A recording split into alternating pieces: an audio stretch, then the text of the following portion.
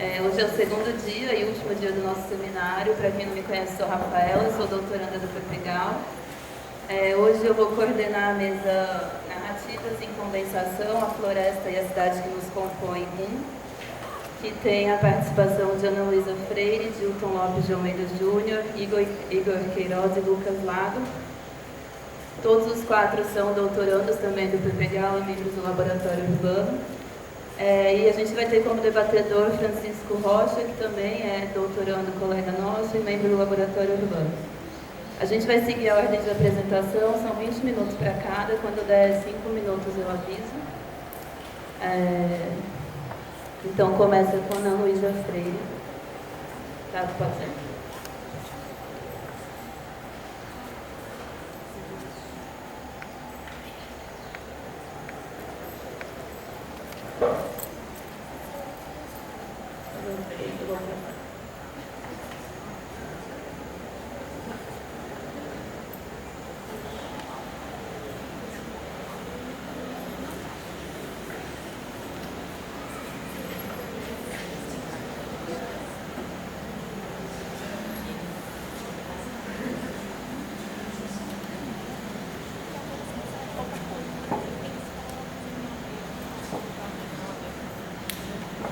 Pronto, eu vou começar a marcar o tempo por 5 minutos.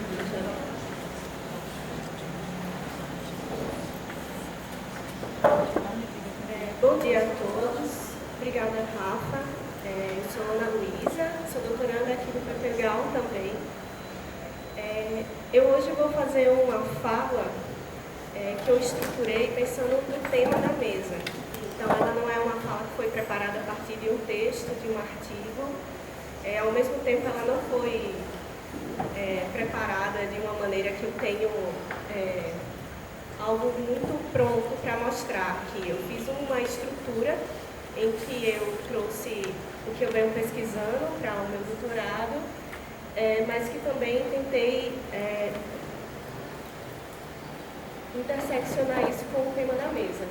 Então, o nome da mesa, como o Rafa já falou, Narrativas em Condensação, a Floresta e a Cidade que nos compõe. Primeiramente, eu trago essa imagem de um lugar que fica em Natal, no Rio Grande do Norte, que é de onde eu venho. Esse local ele é conhecido como o Vale das Cascatas. É uma imagem que eu trouxe alguns meses atrás, quando tive uma orientação em grupo, e uma coisa que foi levantada na época é sobre a presença desses pinheiros nesse local em que predominam as dunas e o oceano. Como é que essa vegetação tão diferente do que é encontrado lá naturalmente está ali? Eu tive em outubro, em Natal, e fui visitar esse local.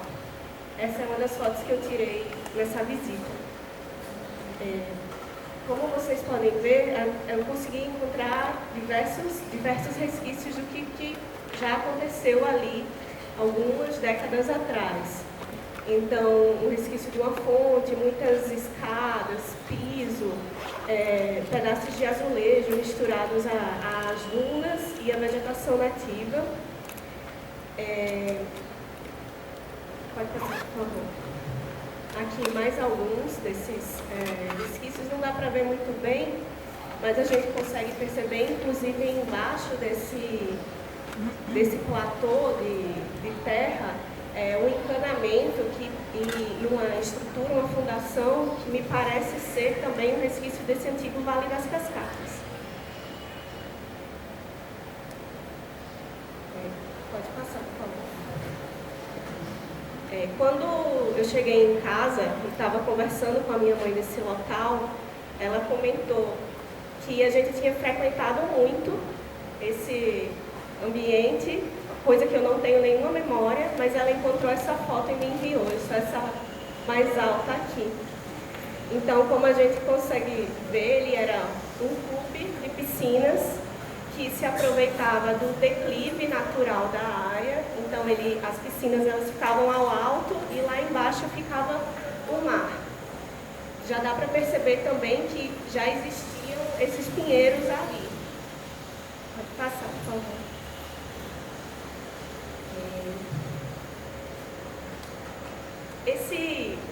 ruínas do Vale das Cascatas, ele fica numa região em Natal que se chama Via Costeira, é uma avenida. Essa avenida, ela corta o Parque das Dunas, que fica de um lado, e o oceano, que fica do outro. Enquanto a gente percorre essa via, existe uma ruína de um empreendimento hoteleiro que já está lá há muitos anos, que salta aos nossos olhos e que eu, inclusive, já trouxe em outras discussões aqui no grupo. Agora, em outubro, eu consegui visitar lá. Foi fácil de entrar, mais do que eu imaginava. Havia apenas um guarda, ele disse que tudo bem ir lá dentro, então eu fui e consegui entender um pouco mais do que é esse espaço.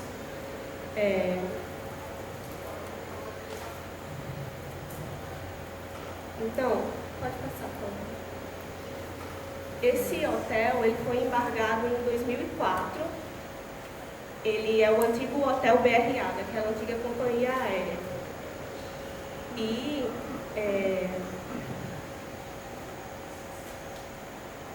ele está envolto em um processo assim, de inúmeras embargações. A construção dele, inúmeros embargos, a construção dele ela foi feita muito com base em diversas liminares, porque desde o começo o projeto ele não se adequava à normativa urbanística do local e, com base em diversas manobras judiciais, eles conseguiram levantar todo esse edifício, que ele tem um gabarito mais alto do que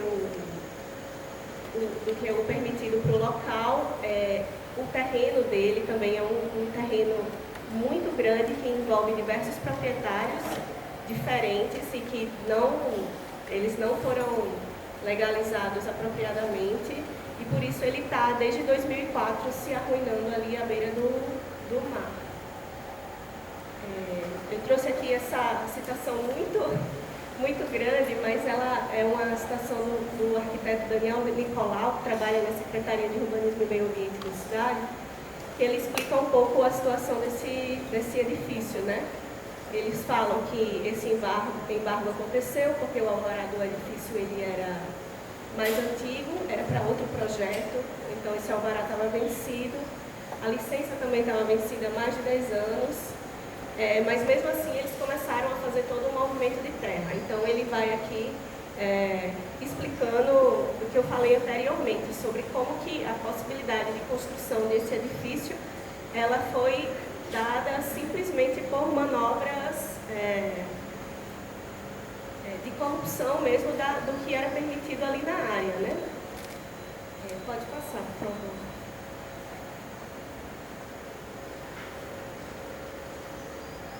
Daí aqui eu trago dois trechos. O primeiro é da música Fora de Ordem, do Caetano Veloso, em que ele fala de uma ruína em que um corpo de um menino foi encontrado, um menino assassinado, de uma escola arruinada enquanto ainda estava em construção. E eu coloco ao lado uma citação do Mário de Andrade, que ele, quando ele está discutindo exatamente a demolição da Sé aqui de Salvador, ele também traz, ele fala de Natal, ele estava em Natal quando ele escreveu isso, e ele diz: Natal é feito São Paulo, cidade mocinha, podendo progredir à vontade sem ter coisas que dói destruir. Isso é muito importante para nós. Natal não possui um problema desse. O que é velho não é antigo, pouco ou nenhum valor tem. Natal tem seu futuro enorme como banco de riquezas fundamentais: sal, gado, algodão, açúcar, e como pouso natural das asas europeias. As tradições delas são todas móveis. Essa ideia de tradição móvel, eu comparo exatamente a construção da cidade em cima de um complexo dunar. E mais tarde eu vou falar mais um pouco sobre isso. Pode passar, por favor, Rafa. Daí, aqui eu falo um pouco sobre o projeto de onde estão essas ruínas que eu mostrei anteriormente, do Via Costeira. Ele é um projeto dos anos 70. Ele foi viabilizado logo após a elaboração do primeiro plano diretor da cidade. Ele é de um arquiteto catarinense, mas ele foi modificado inúmeras vezes. Inclusive, a construção dessa via costeira, ela se deu em meio à criação do curso de Arquitetura e Urbanismo da UFRN, o que também fomentou a criação de diversos grupos de ativismo ambiental que pressionaram o meio público para que o projeto fosse pensado com responsabilidade ambiental e social. Aqui fala um pouco do projeto, né? Assim, a principal função da via costeira era ligar as praias de Areia Preta e Ponta Negra pela beira-mar, mas possibilitou explorar vários quilômetros de praias virgens. Então, até aquele momento, ali eram somente dunas. A ocupação deveria se dar sem prejudicar o meio ambiente. Então, o projeto era um projeto viário e pensado também com algumas ilhas, que seriam essas unidades turísticas, onde deveriam haver residências, hotéis, áreas de camping e equipamentos de lazer. Ele foi pensado naquele contexto da expansão das cidades médias durante a ditadura militar, uma expansão que deveria ser feita a partir do turismo. Pode passar, por favor. Aqui é uma imagem publicitária daquela época, da via costeira, de um pedaço da via costeira. E fala, né, de como esse projeto ele foi alterado 4 vezes, de acordo com esse professor, Paulo Nobre. Aqui é exatamente falando que desse embate com os grupos do movimento ambiental na cidade, né? Então, concomitantemente, estavam nascendo o plano diretor, uns grupos que estavam requerendo uma maior responsabilidade ambiental e social nesse crescimento da cidade, mas também um crescimento que ele era motivado pelos empresários. Pode passar, por favor. Aqui é uma imagem de quando a via ela foi cortada, foi construída, então ela foi cortada mesmo em meio às dunas, e uma imagem dessa via mais atualmente.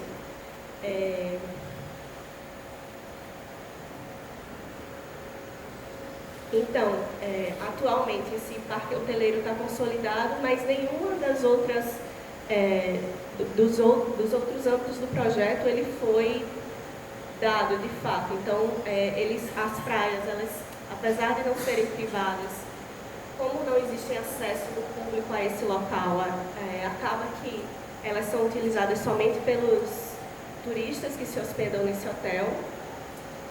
E a via, ela simplesmente se configura como uma via de passagem. Eu trago aqui algumas imagens do começo do século XX, de alguns pontos de onde passa a via costeira. Então, a Praia da Areia Preta nos anos 30, e aqui uma imagem que foi fotografada pelo professor Manuel Dantas. Então, a gente vê como que a conformação original ela é completamente diferente do que foi colocado depois por essa especulação do território. Não estou falando isso no sentido de fazer uma elegia do que era melhor de tal forma, mas que existe uma conformação ambiental mesmo ali que conversa ou não com essa arquitetura. Então, uma coisa que eu quis trazer com essas imagens foi como a presença das dunas ela era muito forte, de fato, onipresente e ameaçadora.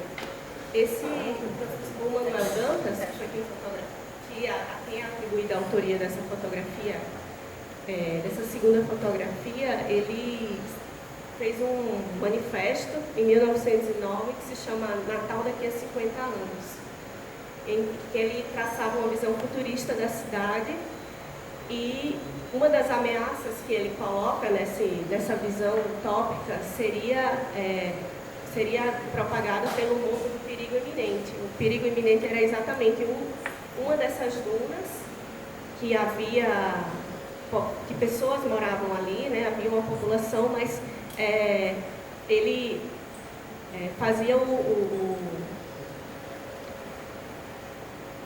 ele dizia que essas dunas elas poderiam soterrar, né, tudo que está ali. E esse perigo iminente ele foi colocado também como uma ameaça à própria via costeira. Então, atualmente, a gente vê que a duna do... você pode colocar uma imagem atrás, por favor?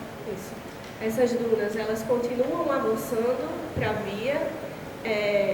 O projeto ambiental, ele não foi feito totalmente de maneira responsável, então, existe uma erosão da área.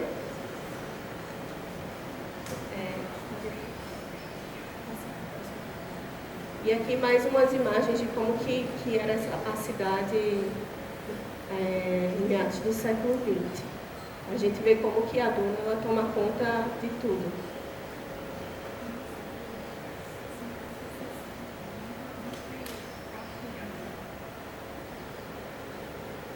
Pode passar, por favor.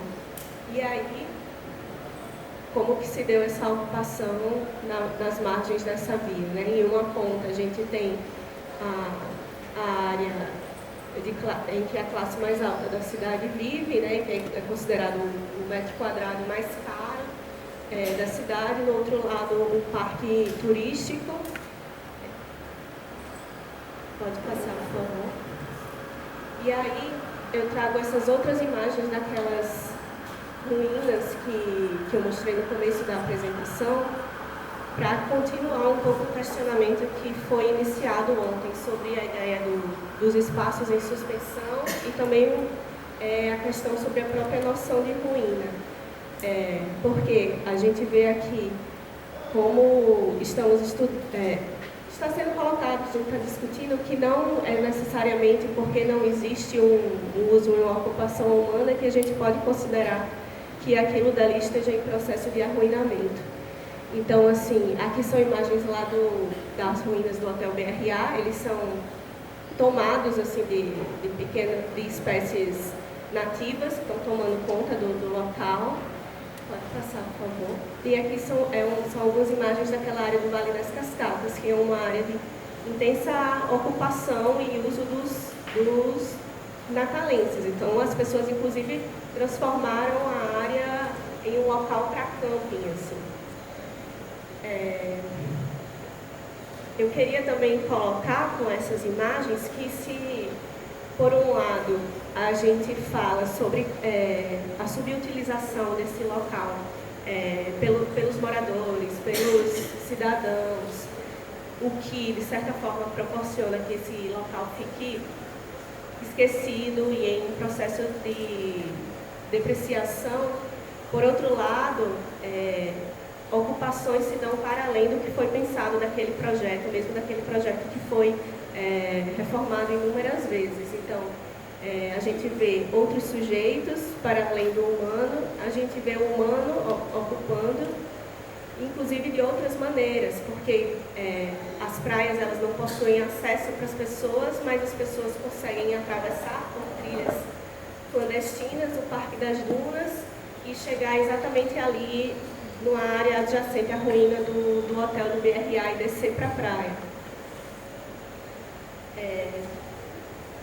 E aqui, só para...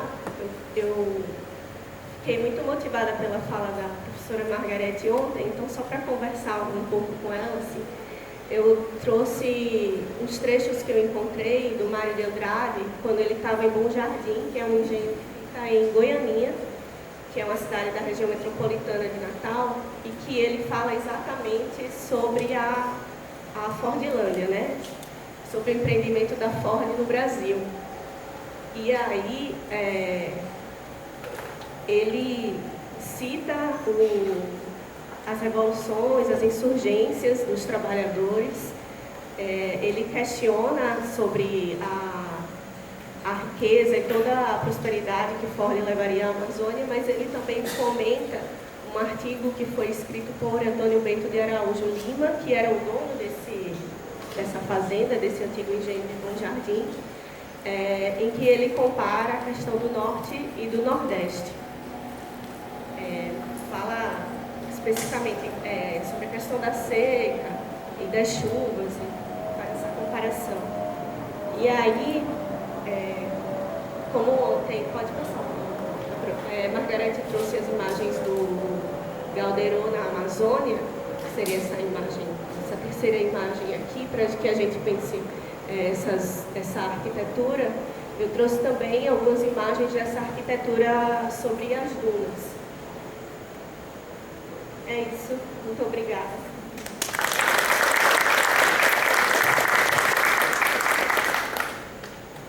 Obrigada, Ana Lu. Eu vou chamar então o Dilton para sentar aqui na... senta, acho que senta para lá. Dá para... Se a Ana Lu quiser ficar também.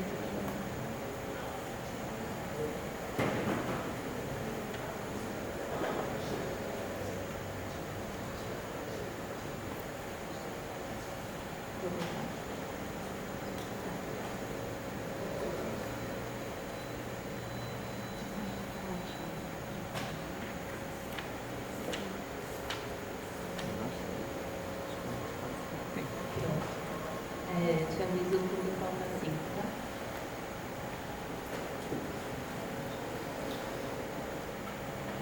Bom dia a todos, todas e todos. Vou fazer uma apresentação que talvez alguns de vocês tenham visto no último Enon Park, mas ela foi retrabalhada e para a gente conversar algumas coisas. Eu chamei Refavela, Paisagens Reencontradas, Memória Involuntária e Espaços em Suspensão. Pode passar. Primeiro, a gente estava muito conversando ontem sobre essa ideia de espaços em suspensão e me veio essa citação do Benjamin. Justamente ontem foi um grande debate em torno dessa ideia do espaço em suspensão não como um vazio. O Benjamin traz isso em relação à história, mas acho que dialoga com a discussão de ontem, que ele vai dizer que a história é o objeto de uma construção cujo lugar não é o tempo homogêneo e vazio, mas um tempo saturado de agoras. E nesse sentido, pensar o esforço que ele teve em entender a memória involuntária, como essa tomada, essa invasão de imagens de outrora que rompem de forma, às vezes, não esperada, às vezes não, sempre não esperada, mas que como um desfile de imagens tomam aquele sujeito de um passado que ele nem sempre estava explícito, né? E que, portanto, essa memória involuntária, de alguma forma, poderia ser essa suspensão desse espaço, desse tempo do real e a invasão dessas imagens. Eu vou fazer um preâmbulo de algumas coisas que motivaram e que estão em torno do trabalho em torno do Refavela e que tem a ver com a pandemia. Foram coisas que foram passando e eu fui encontrando na pandemia, que também de alguma forma é essa suspensão do tempo e do espaço, e que talvez não faça um sentido tão lógico e linear, mas acredito que constrói um pouco essa ideia dessa saturação de agoras e desses reencontros. Eu chamei esses três encontros de paisagens reencontradas. Pode passar, amiga? Um dos primeiros projetos ou desejos que afloraram quando a pandemia começou foi reler Em Busca do Tempo Perdido, logo no início de março de 2020. E eu fiquei muito curioso de revisitar o Proust e encontrar a gente já estava debatendo a coisa da memória involuntária, mas o que me foi surpreendente em relê-lo foi entender que essa construção, para além do tempo, era muito atrelada ao espaço. Então, perceber que os 4 primeiros volumes, por exemplo, têm uma relação nomeada com o espaço e como ele estrutura o romance é a partir do cruzamento de 2 caminhos, que é o caminho de Swan e o caminho de Guermantes, e como, por exemplo, o segundo volume que se instala é essa imaginação ou essa construção fabular de Balbec, da praia, que ele faz durante toda a infância e que, de fato, quando ele visita a praia, ele tem uma outra experiência que não aquela que foi imaginada preliminarmente. Então, essa imbricação do espaço-tempo também é a partir da memória involuntária. Fiquei muito curioso de entender isso e de como tem a ver com essa saturação de agora, né? Quando o velho episódio de molhar o bolinho no chat, como é que aquilo invade um pouco essas imagens de outro tempo. Eu chamei isso de paisagens reencontradas. Na tradução da Globo, da editora Globo, o último volume chama Tempo Redescoberto. Na tradução do Fernando Pia, Tempo Recuperado. Mas na tradução portuguesa, que foi publicada em 2005 pelo Pedro Tamen, ele chama de Tempo Reencontrado. E esse reencontro tem a ver com a Refavela, eu chego nisso depois. Pode passar. Depois, o disco da Jussara Marçal, que foi lançado em 2021. Isso eu vou tentar falar bem rápido, mas Rodrigo Campos é um dos compositores que escreveu para Jussara E ela nomeia o disco com essa música que chama Delta Estácio Blues. Rodrigo Campos é um instrumentista e junto com a Jussara e o Kiko Dinucci formaram o Metá. E essa alegoria que ele constrói do Delta Estácio Blues tem um pouco a ver com essas paisagens reencontradas. É um poema curto, ele entrelaça a trajetória de alguns sujeitos e algumas paisagens. Vou ler bem rapidamente. Então, Robert Johnson escreveu 29 canções, era um homem medíocre tocando violão no Estácio Pagão. Bide Baiaco Ismael Silva, fez trato com esses 3 malandros e desapareceu. Há alguns anos no breu e reapareceu, Delta Blues Mississippi, cultou um novo Deus. O que é que o Rodrigo Campos nos propõe aqui? Pode passar rápido. Primeiro, o encontro dessas figuras. Robert Johnson, um americano que vai ser um grande músico do blues, e os 3 malandros da Estácio, que vai formar a turma do Estácio e uma das primeiras escolas de samba que revolucionou o samba carioca. E aí ele constrói essa fábula de que o Robert Johnson, antes de se tornar o grande músico que seria, teria passado pelo Rio de Janeiro e encontrado eles 3, e por esse encontro, ele teria criado o blues. Obviamente é uma fábula, mas o que é interessante é que ele faz isso a partir de geografias, quando ele vai chamar essa alegoria de Delta Estácio Blues. Ele vai juntar, pode passar rápido, o Delta do Mississippi, ontem a gente falou muito sobre as paisagens aquáticas, e a região de Nova Orleans, pode passar rápido, com a Baía de Guanabara, né? E como é que essas paisagens também teriam reencontrado. Daqui a gente derivaria para a Baía de Todos os Santos e o Recôncavo, ou mesmo a região de Lagos, como a gente vai chegar. Rodrigo Campos tem um trabalho enorme dessas, ele chama de geografias reencontradas, ou geografias imaginadas.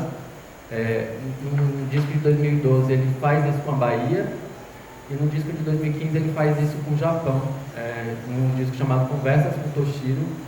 E ele chama a estrutura dos discos, ele sempre elabora a ideia da construção de um inconsciente mítico, ou a mitologia do inconsciente. Isso me interessou muito, né? E não, assim, isso que eu estou falando aqui não é uma coisa tão lógica, porque muito recentemente eu recuperei o disco e tive essa impressão de que de alguma forma isso já estava rondando os trabalhos em torno da minha pesquisa de doutorado. Pode passar. E a terceiro encontro foi com a pesquisa carinhosamente chamada de Desbunde, mas que chama-se 5 anos entre os bárbaros, uma alusão à própria Lina Bobardi, esse espaço que a gente faz parte. A gente desloca para os Doces Bárbaros e estuda o período de 1972 a 1977, dialogando com a cidade, o corpo e a canção. Pode passar. E nessas pesquisas, que foram grandes respiros durante a pandemia, encontros virtuais, em determinado momento eu me interessei em estudar o Refavela do Gilberto Gil, que foi lançado em 1977. É um trabalho que o Gil gesta durante muito tempo e tem o mote, uma viagem que ele faz à África, à Nigéria, para participar do segundo Festac. Toda a concepção do disco é dele, a parte gráfica também, e isso me interessou e eu fui pesquisando. Pode passar? E é isso, né? Então, essas foram algumas imagens que eu trabalhei, a gente foi colecionando, né, coletivamente, chegando nesses encontros, e a gente ficava muito curioso de entender qual era a relação desse favela ou desse rei que aparecia ali. Pode passar. Então, aqui vem uma citação do Gil, que ele conta que em 77 ele foi participar do Festac, que era um festival de arte e cultura negra em Lagos, na Nigéria, onde reencontrei uma paisagem suburbana, do tipo dos conjuntos habitacionais surgidos no Brasil a partir dos anos 50, quando Carlos Lacerda fez em Salvador. Aqui tem um errinho geográfico, ele está falando talvez um ato falho, Carlos Lacerda fez isso no Rio, que é a Vila Kennedy, tirando muitas pessoas das favelas e colocando-as em locais que, em tese, deveriam recuperar uma dignidade de habitação, mas que, por várias razões, acabaram se transformando em novas favelas. Para abrigar os 50 mil negros do mundo inteiro que para lá correram, tinha sido construída uma espécie de Vila Olímpica, com pequenas casas feitas com material barato e um precário abastecimento de água e luz, que reavivou em mim a imagem física do grande conjunto habitacional pobre. A favela foi estimulada por esse reencontro. E ele vai falando desse binômio de riqueza e pobreza, riqueza e precariedade que ele encontrou, né, ao mesmo tempo em que a Nigéria construía esse grande espécie de vila olímpica, ele reencontrava essa paisagem suburbana da qual ele tinha se partido, né? Ele fala desse binômio Bélgica-Índia ou Belíndia, né? Para falar da relação desse encontro, né? Dessa riqueza do cetim com a precariedade que ele também encontrava. Pode passar. Essa é a Vila Kennedy, construída em 75 no Rio. E aqui é uma imagem que a gente recuperou de um documentário feito por uma equipe brasileira lá no Festac Town, que foi essa Vila Olímpica construída para abrigar os 50 mil artistas durante o festival. Então, essas eram as coisas, né? Essas geografias reencontradas, essas paisagens reencontradas e esse tempo também reencontrado. E aqui não é uma ideia de reapresentação como foi, né? Está mais relacionado a um reencontro de uma maneira espiralada, de uma maneira, talvez como Unheimlich, né? Como uma espécie de estranhamento que provoca essa suspensão. Portanto, daí a coisa da memória involuntária. Pode passar. Aqui é o trecho que abre a Refavela.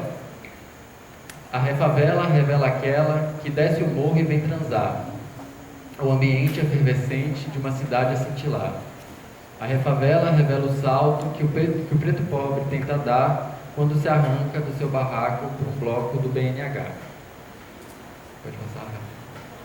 Bom, recuperando a história do Festac e a participação do Gil, a gente entendeu que tem a ver também com acordos diplomáticos. A primeira edição desse festival aconteceu em Dakar, e passaram-se quase 12 anos para que realizasse a segunda edição na Nigéria, isso por conta dos processos de descolonização e golpes de Estado.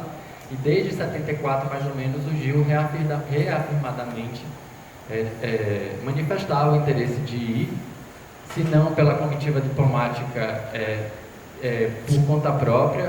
Na entrevista que a gente realizou com o Gil, ele fala que isso tinha a ver com os processos religiosos do Candomblé, mas ele vai integrar oficialmente a comitiva de 77, vai participar do Festac. Ele monta uma banda em 77 mesmo, no início, para se preparar, e ali já compõe algumas das músicas que vão estar dentro do Refavela. E a viagem transforma e faz o Gil escrever todo o disco, né? A gente encontrou essa imagem numa das notícias de jornal que contavam sobre a expedição brasileira, a comitiva brasileira, que traz essa cabeça de bronze. A anotação diz que é uma cabeça que está no Museu de Arte Primitiva de Londres, do século XVI ou XVII, mais ou menos. Mas o Gil também conta em algumas entrevistas que ele trouxe de lá uma cabeça de madeira, e a gente vê essa semelhança entre as duas imagens que ele constrói, né?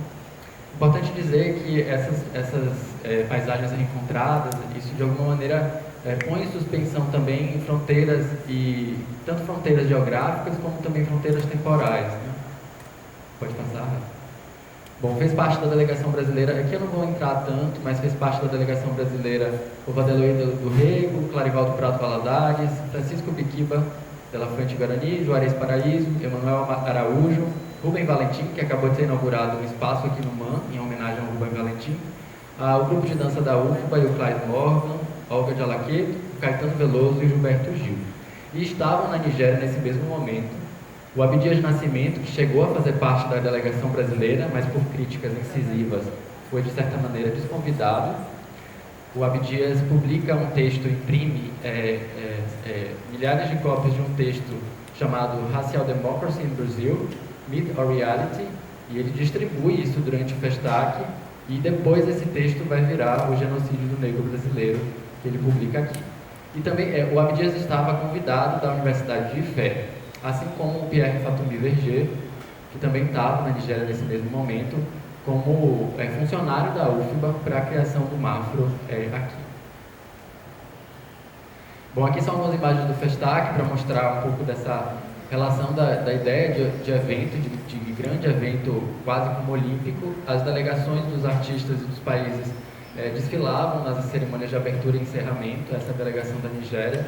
Pode passar. Aqui é a delegação dos Estados Unidos. E essas são as imagens das grandes construções que foram feitas para o Festac. Aqui é um catálogo que depois foi publicado.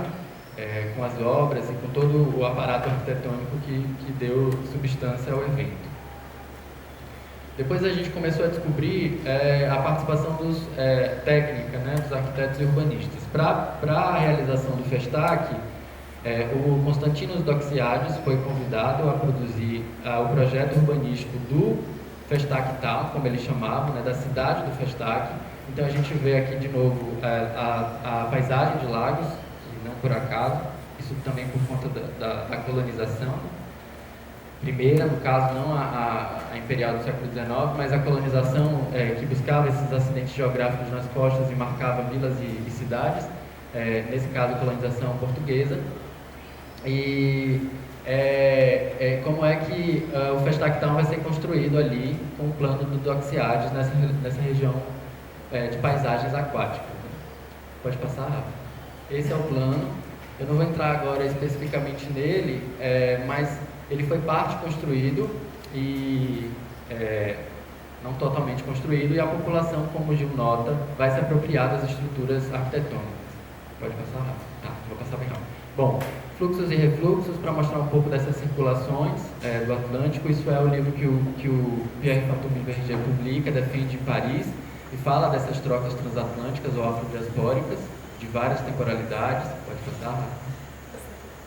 E também esses fluxos e refluxos na Nigéria, Constantino Doxiades projetando o Festac, e Lúcio Costa fazendo uma proposta para a capital da Nigéria, também a convite de uma missão diplomática que não foi construída. Isso na Nigéria, mas também no Brasil, o Constantino produzindo o plano, que ficou conhecido como Plano Doxiades, no Rio de Janeiro, em 63. O Lúcio construindo Brasília, em 57, mas também pode passar? Projetando o plano piloto para a urbanização da Barra da Tijuca de 69. Então tem a ver com esse trânsito desses profissionais, tanto na Nigéria quanto no Brasil, que acaba de alguma forma também alimentando a possibilidade desses reencontros de paisagens, né? Esses sujeitos estavam de fato construindo ou intervindo na cidade, tanto na Nigéria quanto no Brasil.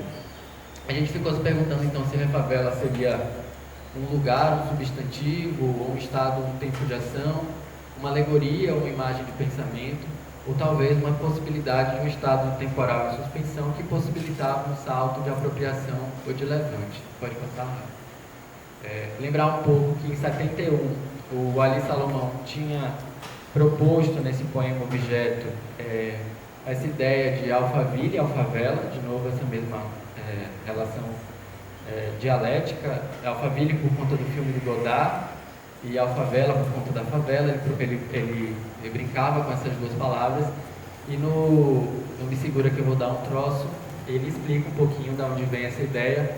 Ele recorre a Frantz Fanon para dizer que na Bíblia, Frantz Fanon, Fanon falava da colocação das favelas sobre as cidades como gangrenas instaladas no coração.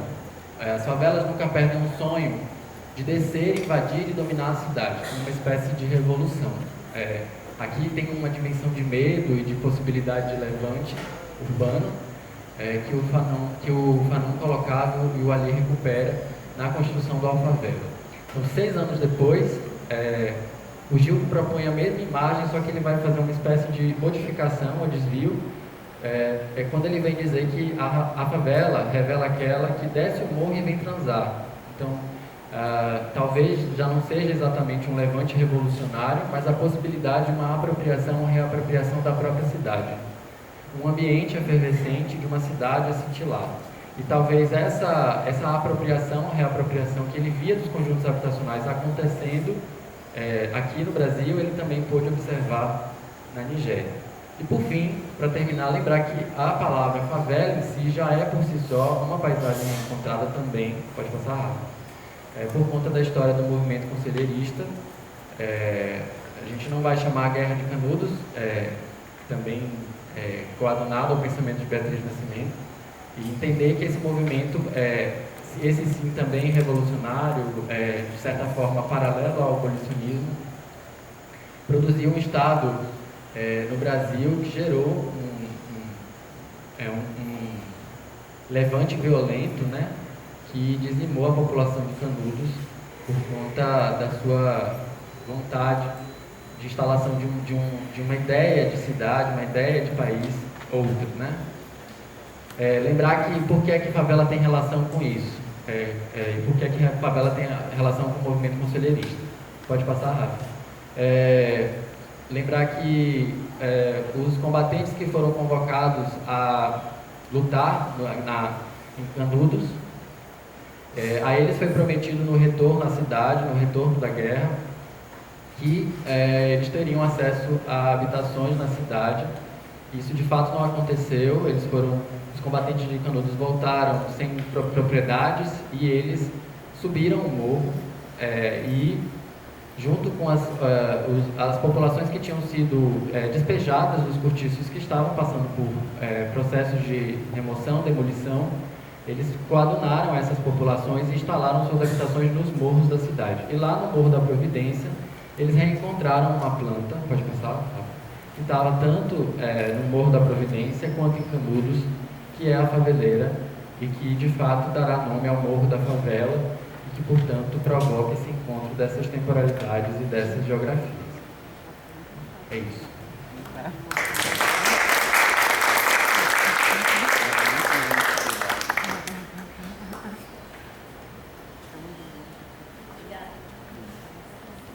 Obrigada, Dilma. Vou chamar então o Igor. Desligou o microfone.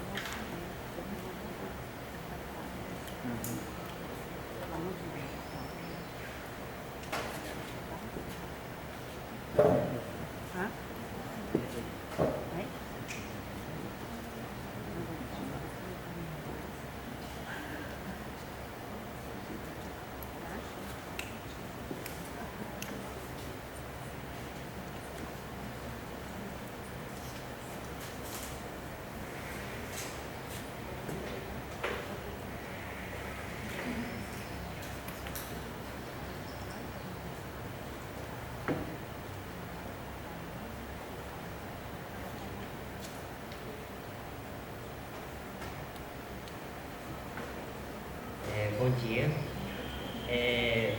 Eu vou fazer... Calma, André.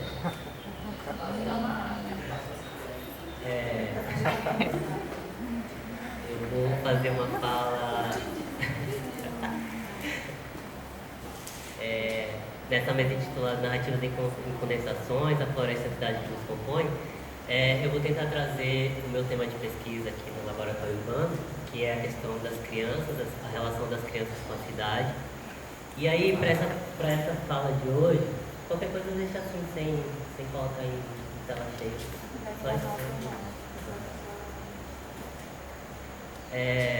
Para falar sobre essa questão, eu resolvi trazer 3 exemplos, que seriam, para mim, 3 cidades, 3 possíveis temporalidades, 3 modos de ser criança ou, de repente, de conceber a infância. E aí o 4º exemplo que surgiu aqui durante o seminário, que eu queria trazer, daí pode ir para o primeiro agora. Então eu vou falar desse exemplo, que são os povos Caiapoche e Crim.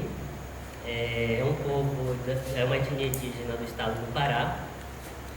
E aí algumas características desses povos, né? Essas são as crianças Xicrim.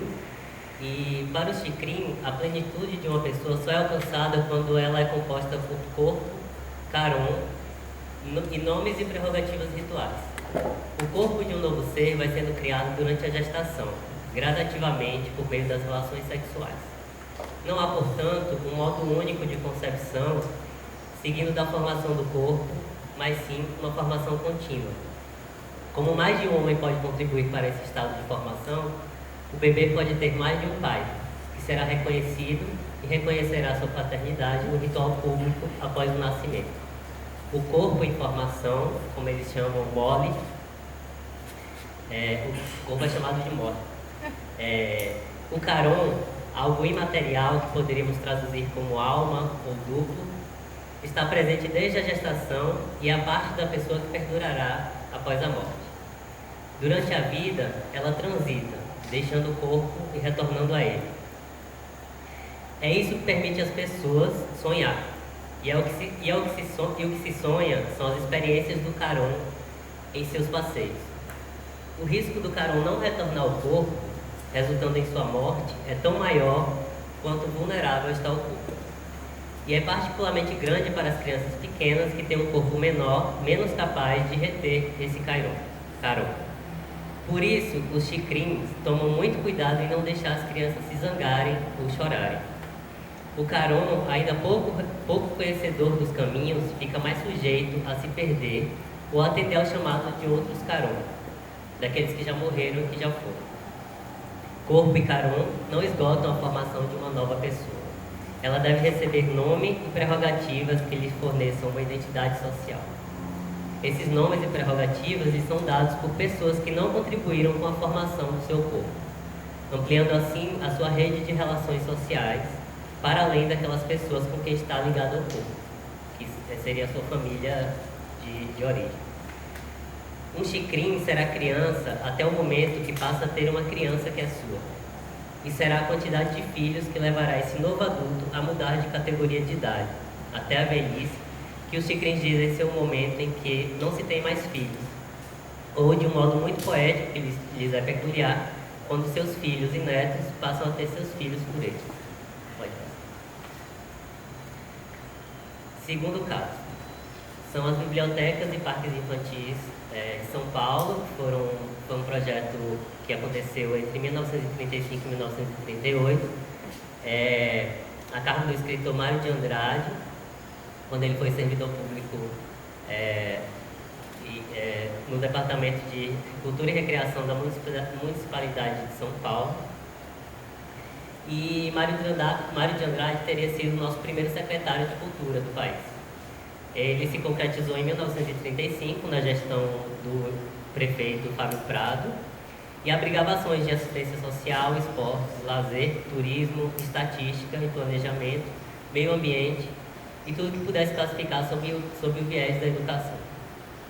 A proposta se inseria nas ambições do Partido Democrático de conduzir a presidência da República Armando de Salles Oliveira, governador do estado de São Paulo, e fazer do Departamento de Cultura o protótipo de um Instituto Paulista de Cultura, um projeto político da elite paulistana, para servir de modelo a um futuro Instituto Brasileiro de Cultura. Mário de Andrade via no acesso à cultura de elite um meio eficaz de suplantar o atraso intelectual e político dos mais pobres, que seriam os filhos dos operários imigrantes de São Paulo. O projeto foi planejado a partir de algumas estruturas já existentes, como o Teatro Municipal, o Arquivo Histórico, o Parque Infantil Pedro II e a Biblioteca Municipal. Uma maneira de melhor atuar sobre a cidade foi a realização do estudo da conformação urbana do município por meio de pesquisas sociais e etnográficas que detectassem problemas na alimentação, moradia e educação das crianças. Tudo isso foi mapeado nesse período. O projeto previa ainda a construção de bibliotecas infantis, bibliotecas públicas de bairro e as bibliotecas circulantes, instaladas em caminhonetes e que partiam em busca do público. No Parque Infantil Pedro II se ampliou a ideia de fundir educação e lazer infantil na cidade, visando o pleno desenvolvimento das crianças, acompanhados por profissionais especializados, professores, educadores sanitários, pediatras, nutricionistas e instrutores de jogos. E, por fim, o crescimento da candidatura de Armando de Salles Oliveira à Prefeitura durante o ano de 1937, com a perspectiva de ser eleito em 1938, precipitou o golpe do Estado Novo, deflagrado por Getúlio Vargas, e mudou-se completamente o cenário político em São Paulo, com a inevitável substituição do prefeito Fábio Prado pelo engenheiro e urbanista Prestes Maia. Terceiro caso, aí pode passar o vídeo, Rafa, por favor. Esse é um vídeo sobre a comunidade do Maciel, chamado Há uma Gota de Sangue em Cada Poema. Onde fica a famosa igreja revestida em ouro e o Lago do Pelourinho, orgulho arquitetônico e turístico da Bahia, há uma zona chamada Maciel, subdividida em Maciel de Cima e Maciel de Baixo, com suas ruas afluentes e seus batismos populares. Beco do Mijo, Beco do Mota, Açouguinho, Buraco Doce, Laranjeiras, Santa Isabel. Aí mora uma fauna humana e suas circunstâncias, que os especialistas chamam de sociedade patológica. Coabitam e se matam entre o trágico e o melodrama, num sincero cinismo. O cotidiano é a festa do seu sofrimento. abaixo do bem e do mal, passeio a sua mutilação moral, social, religiosa, existencial.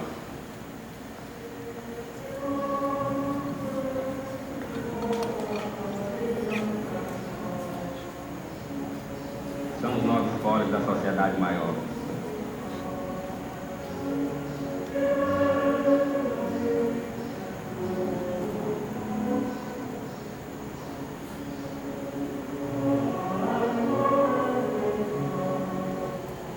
As prostitutas do Maciel, quase todas têm ou tiveram filhos, e uma grande parte os cria em seu próprio quarto de trabalho.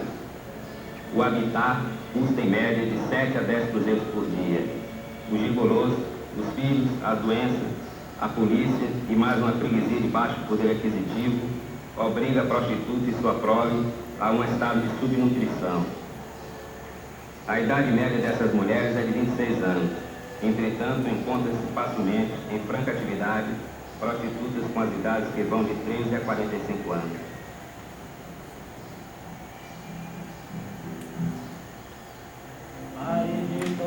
Hoje existem cerca de 871 menores, com o destino que Deus lhes deu, nascido no brega, com todas as suas cicatrizes.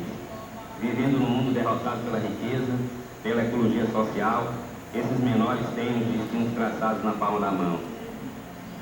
Vítimas de uma fatalidade cruel, ocuparão os lugares que eles estão reservados, de ladrões, prostitutas, assassinos, traficantes, viciados, homossexuais. As marcas do puteiro não se apagam nunca.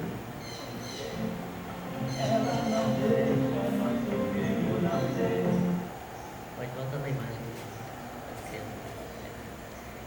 Esse é um documentário do antropólogo aqui da UFPA chamado Tunes Pinheiro. Ele é de 1973 e foi uma parceria com o Infante na Bahia. E aí o que é interessante para mim é perceber como as imagens aparecem, como a voz em off aparece contando sobre a situação do Maciel, que é a região ali do Pelourinho, e como as crianças elas estão ali questionando esse discurso. O quarto, e aí o quarto e último que apareceu aqui durante o seminário é o menino Tainan, do documentário Pedra e Poeira, aquele menino pulando